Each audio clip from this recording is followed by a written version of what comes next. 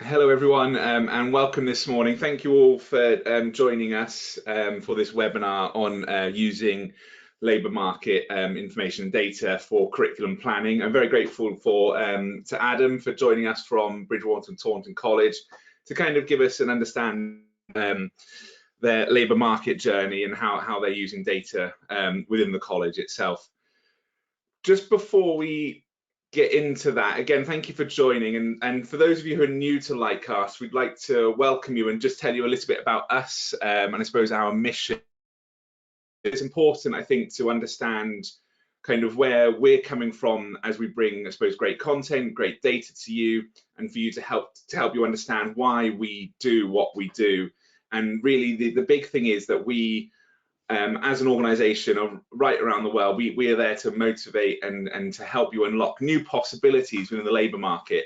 And I suppose we couldn't do that just alone, but as an individual organisation, we do it through working with organisations just like yours, because you're part, I suppose, of our bigger customer group who are working on the front line of driving forward the response to any changes and challenges within the labour market itself, and as I said, unlocking those opportunities and new possibilities. And that could be through the world of education and skills development, or through things like regional economic planning. So thank you very much for your work, and again, I suppose you enable us to help us fulfill our mission through your great work that you do. And as I said, we're a labour market data company organisation supporting you to unlock those possibilities. And I suppose what we're going to look at today is kind of thinking about how we help you understand your regional, local skills, and how our data will give you that in-depth understanding of things like employment trends, industry makeups, and in-demand jobs and skills within your regional, national, local labour market. This in turn then will help with aligning to your curriculum. So what can then this do is compare the knowledge of local employer demand to your courses and curriculum in order to better align them to the skills needs of businesses in your area. And I suppose in turn, what this then does is demonstrates your impact and your intent. And this could be it provides that evidence base that will enable you then to showcase how your courses are aligned to employment. And that's to key stakeholders. So it could be potential students, it could be employers, or it could be to organisations like Ofsted, Estin, for example. So thank you again for joining us. That'll be it from me for now. I might join again at some point later on. If you do have any questions, please do pop them in the chat box, in the chat function, and we'll either pick those up throughout the presentation, or we'll answer them at the end for you. So thank you again, and what I'll do is hand over to Adam, who will take us through Bridgwater and Taunton College's LMI journey. Thanks, Adam. Fantastic. So, morning everyone. My name is Adam Sturt. I'm the Deputy Director of Quality, which is a very broad title at Bridgwater and Taunton College. I'm just going to have a few slides just really quickly just to show you a bit about Bridgwater and Taunton College, because I think it's really important that we understand our kind of size and scale really, and how we've used skills in that way. So we're a really large college group, 3 main campuses, but we also have a national portfolio, and we're in excess of a £55 million college group. We go all the way from a MAT trust all the way up to University Centre Somerset, and we've invested about 50 million into new resources, really pushing the edge on industry facilities, which is where we're moving that quite a large population of adult apprentices and EFA students of the 16 to 18. So next slide, Alex. So our curriculum is that we actually offer pretty much every area of curriculum, as you can see on that list there, including some quite nuanced. So we do have a land-based college. We also are part of the National College for Nuclear footprint as well. So we do broaden out into some of those quite unique areas, and a lot around kind of innovation and skills, which has been really important to us as we continue to move forward. So Alex, next slide. Cool. So we already work with some really key employers, and I think that's really important for us. We already have an up-and-coming nursing programme when we are kind of leading the way within the Somerset NHS Trust within that, and we've already got Hinkley Point where we have been a training lead for. So I think it's really important that when we're looking at skills and we're looking at how we link to a labour market intelligence, this for us was about ensuring our consistency and quality of that, but already with quite a nice national portfolio that we're working with. Next slide, Alex. Just a bit of an idea about some of our facilities that I'll link into during this presentation. So we've got an Energy Skills Centre, which has really been a rapid growth looking at the skills sector. We have CSIC, which is our Construction Skills and Innovation Centre, which specialises also in things like still fixing. And I've got some pictures of that in a second because that's quite an interesting model. And then our Advanced Engineering Centre, which again is where we are really supporting that local market as we move forward, which is really important to us. Next slide, Alex. Cool. So here's some pictures of CSIC. Here's some still fixing. CSIC is based at our Cannington site, which is our land-based site, and we use some really big machinery out there. And again, fueling by when I look at our local market intelligence and why we're doing what we're doing, I can put some of that in. So Alex will go to the next slide, just some photos. We also have an Agricultural Innovation Centre. Again, when we're looking at land-based, we're trying to not only support our the norm of what we see within kind of agricultural and land-based colleges, but we're also pushing around some of those specialist skills, the future skills, what that skills dynamic will be for sort of 5-year planning, which is really, again, a key driver that we have within our college ethos. Next slide, Alex. And again, I've already mentioned the National College for Nuclear. That's a really specialist. So we are the southern hub for the National College for Nuclear. And if Alex presses the next button, you'll see some pictures here, which are really nice. So it's a really nice futuristic building that basically starts to emulate that National College portfolio. Really interesting when you look at that through skills and local market intelligence for us within the Southwest. Again, is that key drive. Cool. I'm going to say it one more time, Alex. Cool. So we also have University Centre Somerset, which is a really key part for us. Just so you know, we're moving in that space. You know, real key areas such as land-based, which I've already mentioned, nuclear, advanced engineering, and we have there really clearly documented that it's employee demand, which needs that local market intelligence to be able to wrap that through. One more slide on us. Perfect. And just also to mention, we have that multi-academy trust, and on a couple of bits which I'm going to talk about today, it's important that we use the multi-academy trust to support us, especially when I talk about career coach, but also the other schools that we've got within our area, which we've been enabled to do through our career coach platform. So perfect. So really, when we look at today of how we're using Lightcast, I can kind of, for the ease of today's presentation, split it into kind of 3 areas. The first one is labour market, the second one is skills, and then the third one, which kind of wraps that through, is the career coach package. So we do, as a provider, have the Lightcast suite and the career coach, which run parallel for us in how we use this model. So if I take labour market intelligence first, so I think what's really key with labour market intelligence is that we use it and we use it to ensure that we are progressing forward. Strategic planning is really key for us as a large provider, and what's even more important is that we are valuing the feedback that we have from employers, but we can also evidence where the sector growth is looking like it's coming from, the skills that are in that need. And therefore, we use the Lightcast suite to ensure that we are within bids and tenders, that we are really current within that emerging knowledge. We can really then document how we use the skills piece, the local market intelligence, to help with those bids and tenders. And I'm sure within your own colleges, universities, you will know that more and more now we are having to bid and tender for pots of money and potential projects. Lightcast really enables that strategic planning and that trend analysis to really coherently talk about where that skill set, where that drive is, where that gap could potentially be formed, and that's really important. It also really enables us to support or some ways move around the LSIPs, which we know are moving more and more now into favour of how local authorities are looking, and Ofsteds look within the LSIP reach.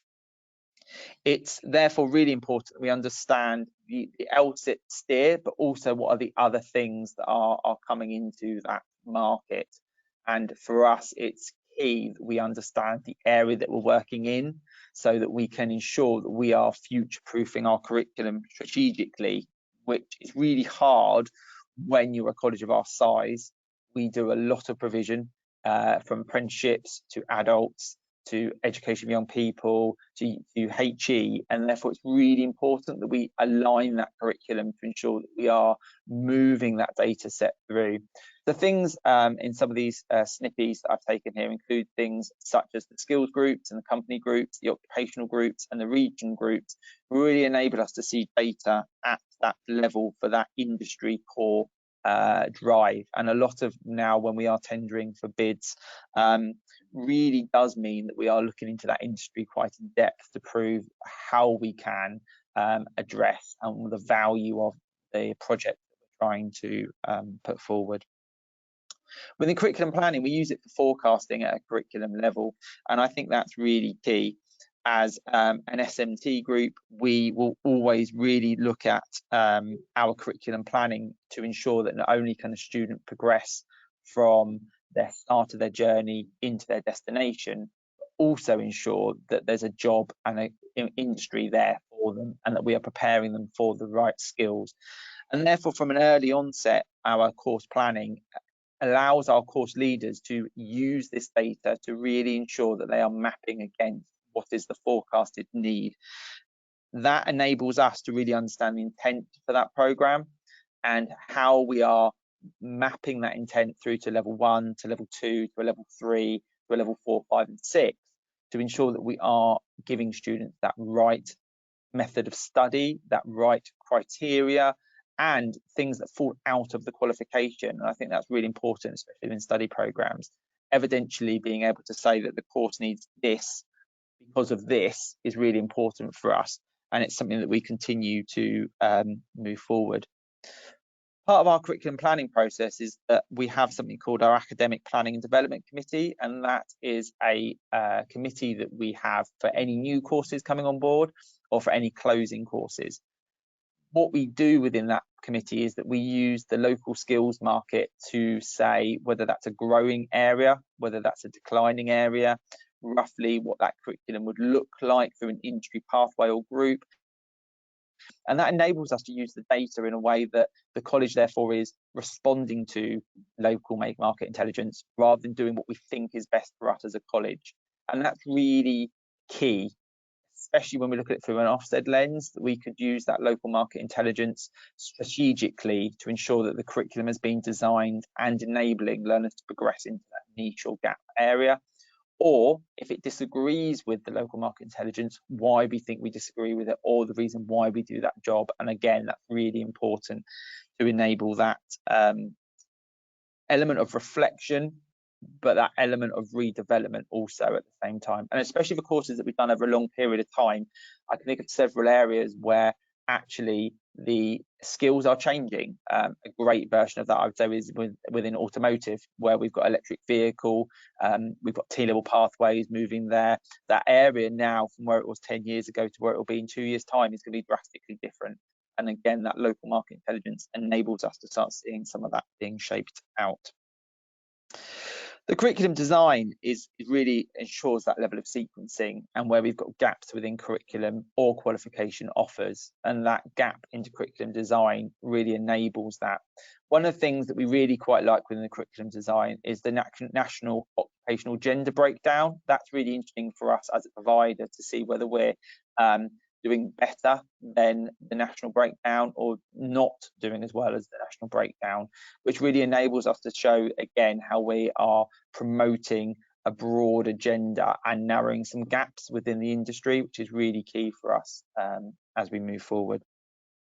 And then actually, when we look at a lot of the strategic planning and we look at T-levels where we've got the industry placements, we look at programme of study that has got a work experience element, what is really important there is that we can use some of this data to also look at the key sector employers. So when we are therefore looking at employer groups, when we are looking at what do we need to provide within curriculum, supporting that curriculum-led approach designed by employers, what we are actually doing is using that key market, say who are the top movers within that space. Doesn't mean that we eradicate SMEs at all, but what it does mean is that we are working and have an awareness of some of those key drivers within that sector.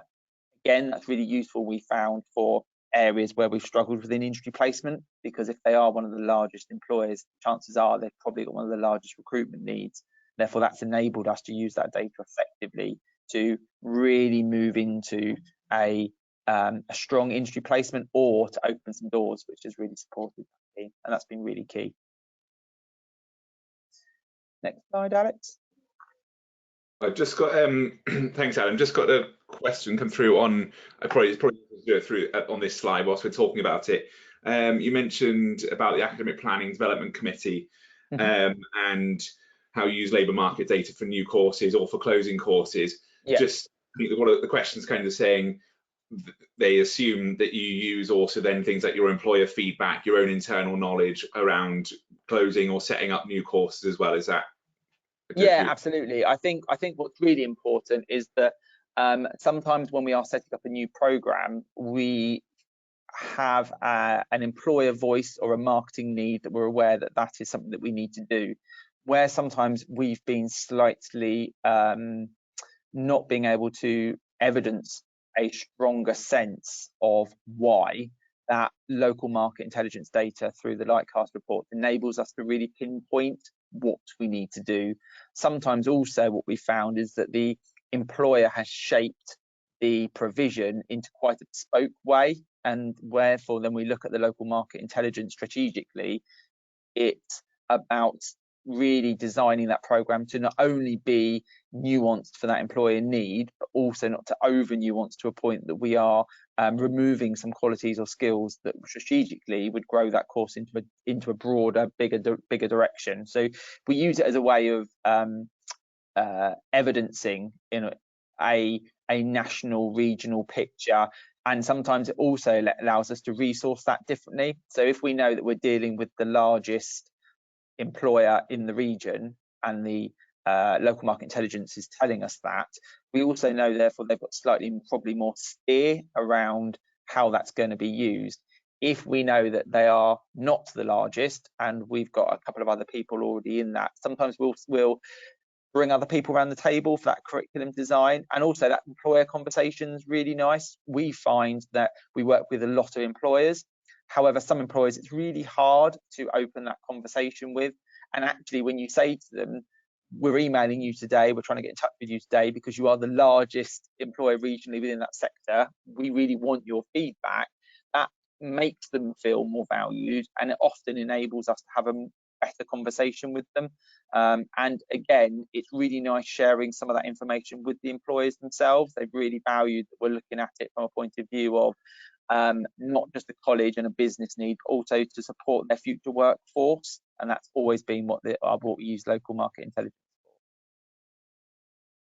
That's great, thank you. I'll move on to the next slide now. And as I say, if you've got any questions, please do pop them in the chat as well. Perfect. So within skills, and as we all know on this course, skills has become a growing agenda for education now, really linking that into destinations. I think Ofsted's new focus around governors' mandate of understanding skills is something that we all have to be really wary of. And one of the things that we've used within our own governance is the use of Lightcast to ensure with them from quite a robust element that, again, we've got that lens of using the skills analysis to prove that we are working in the right ways, our curriculums are developed in that right sense, which I think is really, really important. The other thing that curriculum planning allows us to do through skills is that recruitment as well, because I think in some cases we are trying to recruit staff for a future skill set, and we're not always sure what that skill set could be. Some of that skills part of the recruitment element has really enabled us to recruit different staff, and staff that probably the skills that we would have missed. So for instance, on some things, it will be in some of the trade areas, it's more about communication and self-employment is a key thing now that we're pushing more with. And I think often what we've used is a technical trade skill, rather than looking at some of them broader skills those people bring forward. And actually, when we look at it from a skills point of view, overlapping that layering of skills, specialized skills, common skills, and some of those companies in which they are prioritizing those skills, it's really key for us now that we make sure that our curriculums really map against those and really push those forward. And now we use that also within facilities, because now we know post-pandemic we're changing more and more. We know that a lot of sectors have really changed how they are looking within skills, or what their future skills will look like. Therefore, we use that as a curriculum planning tool to really ensure that we can deliver the skills, especially those specialised skills, which I think are really important. And sometimes when we're going out to advert now for certain staff, we're actually linking that as a specialised skill, because we know it's a skill that we're going to have to offer. Sometimes, again, as colleges, we go quite qualification heavy when we look at skills, rather than looking at what the actual skills for that sector is wanting. So therefore, this Lightcast tool enables us to ensure that we're doing both at the same time, which I think is really important. I think within the curriculum design, as I've started to mention, within plans of learning, within how we're setting up curriculums, to being sure that we are really delivering those top specialised skills. And this links really nicely to sequencing, because what we are starting to see now is a link to industry placement and experience of work. If we front load some of those softer skills or specialised skills within the curriculum, when our students are going out to industry placement, or when they are going out to experience of work, they're more valued by the employer, because actually we are saying to that employer, we have front loaded and sequenced these skills, these top skills that are in demand for your sector, in readiness for that industry placement, readiness for that experience of work. And therefore that adds that greater depth and value that employers place along us as a provider, because it's really important that they can see that we're doing everything that's possible within our remit to really support their future workforce. And that is really key. I think within the skills review, and how we're looking now at new qualifications within T-levels, with some broader qualifications, it also ensures that we don't lose sight of some of the niche skills that are required. And in some ways within T-levels, within curriculum reform, within level 3, some of the large qualifications coming on board, and the apprenticeship standards, especially where the qualifications being removed, it's really important that those KSBs, really important that T-level mapping, all really supports that destination. And at times we can use that from a point of view that it doesn't map to the course they're on, but it might map towards a HE destination or a future employment destination, which I think is really important. Within the sector and employer significance, it's about us understanding, what does that destination look like? What does that progression look like? How can we ensure that we are having a bunch of students that are going to be future workforce ready, valued by employers? And again, that top companies posting tab really enables us to see who those top employers are, and that is key for when we are placing students in an entry placement. We know therefore that work placement has got a recruitment need. We can see by the frequency in which they're posting. We can actually have a conversation with some of our employers, as we have, to say, which skills are you lacking? Why actually do you find that you are constantly recruiting staff? Is there something that we can apply within our curriculums that could enable that workforce to be stronger by the time then they get to you? And that's enabled some really strong conversations with some key employers where they have got a workforce need. The future workforce for them is a worry. We are a large provider, and therefore what we can do is shape some of our curriculum, having an educated conversation around that local market intelligence, especially based upon skills, so that we can really map to that future workforce for that employer. And that is really an important thing that we can now do through the Lightcast software that we couldn't do before. Before, we were trying to collect a lot of information. We were making it very internally focused. We didn't have such a strategic approach when it came to things.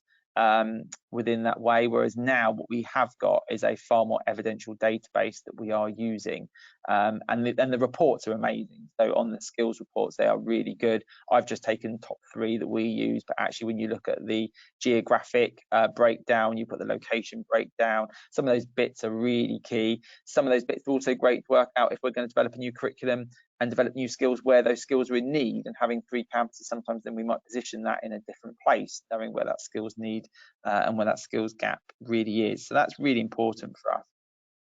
And all of this is about making stronger learners so that they are ready for that workforce and that next step. And that is really important for us. Next slide, Alex, if there's no questions. Cool. So the thing really that I think everyone sees, and they see that from an external point of view, we've hosted this on our website, is Career Coach.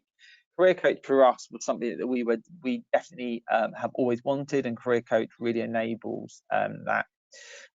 Careers advice and guidance is a big part of our personal development offer. We map it through a yearly plan of learning as a college offer, and that also then links into things like our apprenticeships, which we now know need that independent careers advice and guidance, and we need to be pushing that forward. And we've also got a national portfolio of apprenticeships, and that's something that is a challenge for us as a very large provider. Career Coach really enables a learner and employer facing way that we look at skills and how we use the skills agenda. It really ensures that we are really presenting that within our website, within supporting early conversation or progression conversations within our students. And we see it linking to higher level study, which I think is really important for us. So where learners feel that they can exit at a certain level, often Career Coach shows that if they go to that next level, their earning potential or their the sector that they're going into really values those higher qualifications, and that's been really important.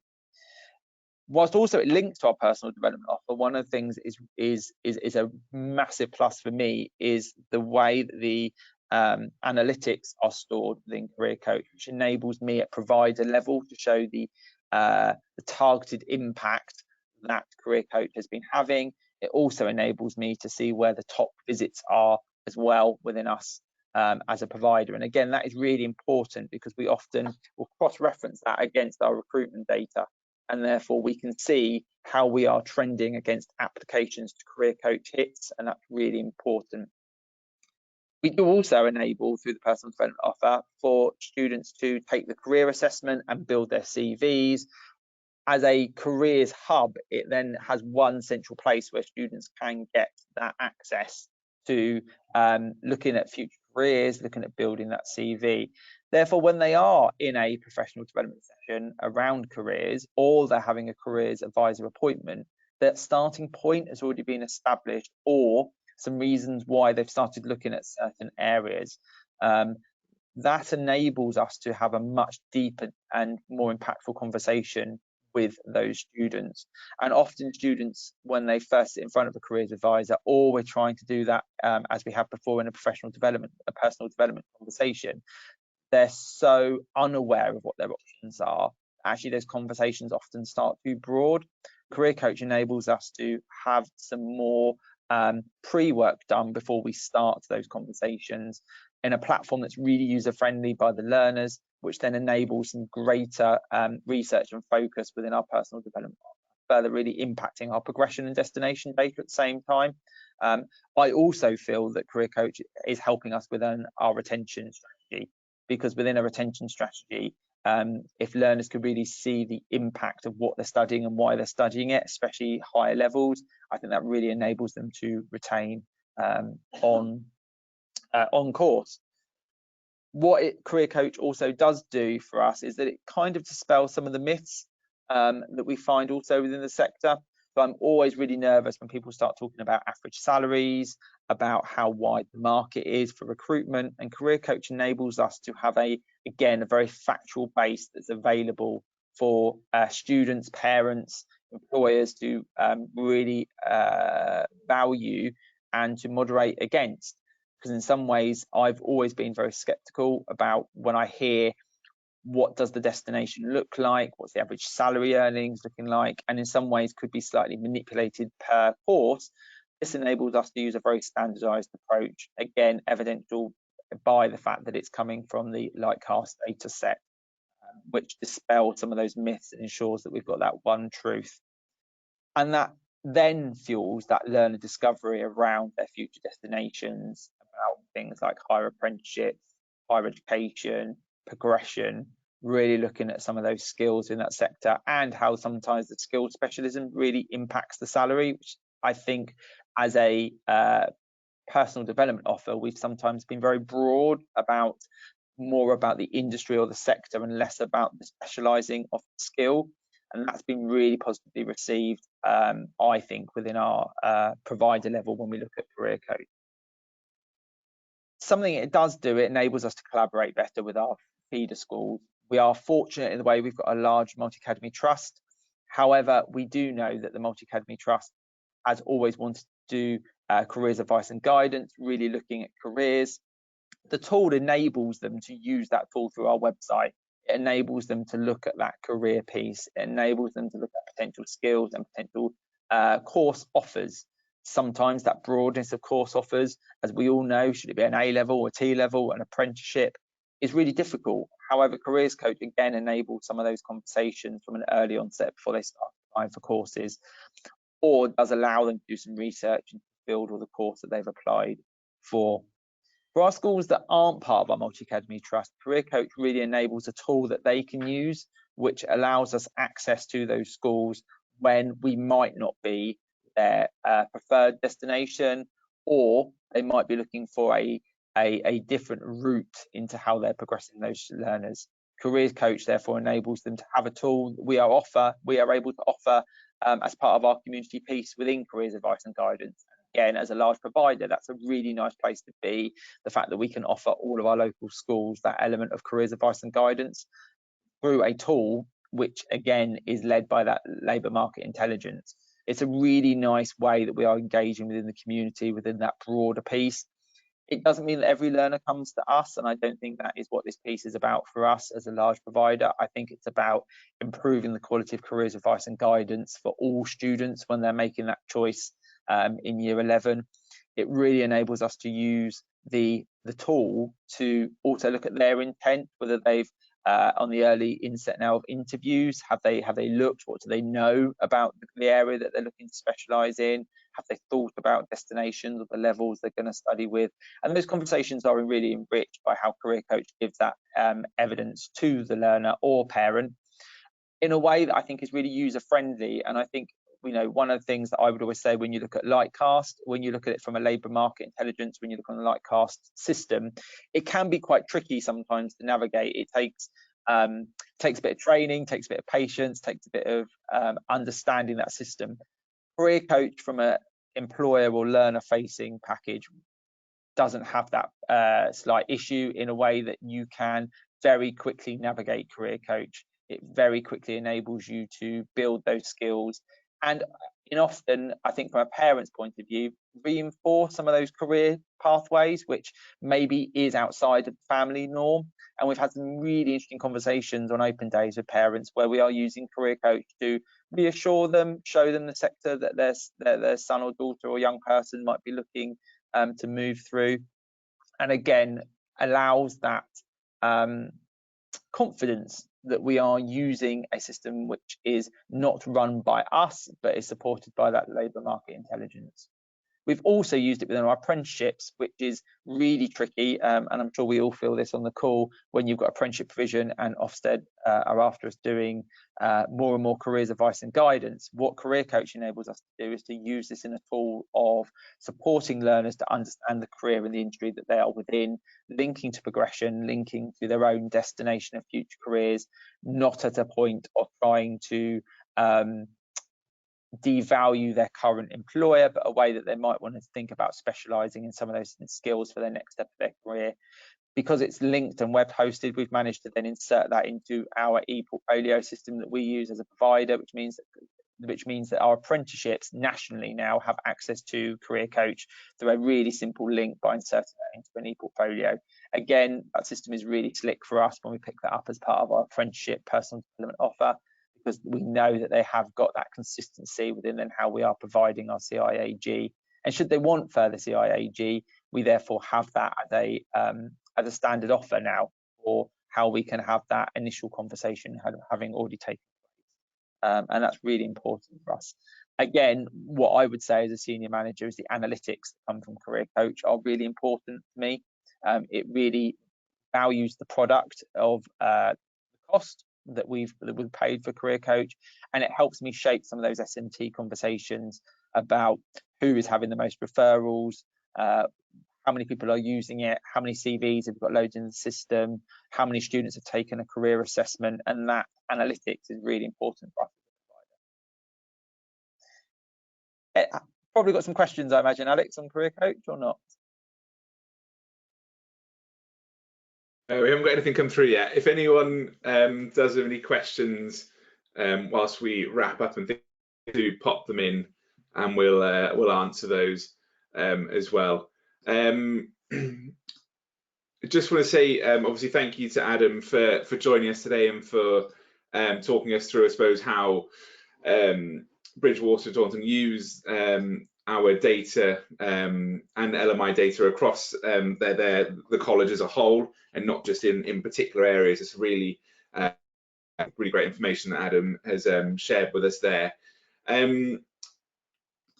Okay, if we've got any questions, please do pop them in. Just for future reference, this we do have webinars coming up next month. We do have one based on Welsh data, so within Wales, and looking at Lightcast and the LMI data there, and how career using our platform, and also Cardiff and Vale College as well. So if anyone's interested in that, please do book on to that webinar as well.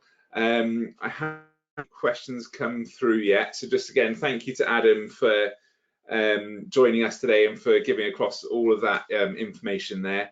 If anyone does have any questions after this or wants to reach out to Adam or I, please do drop us an email or drop me an email and I can pass it on, and you will receive the slides after this, and also the recording of the webinar as well.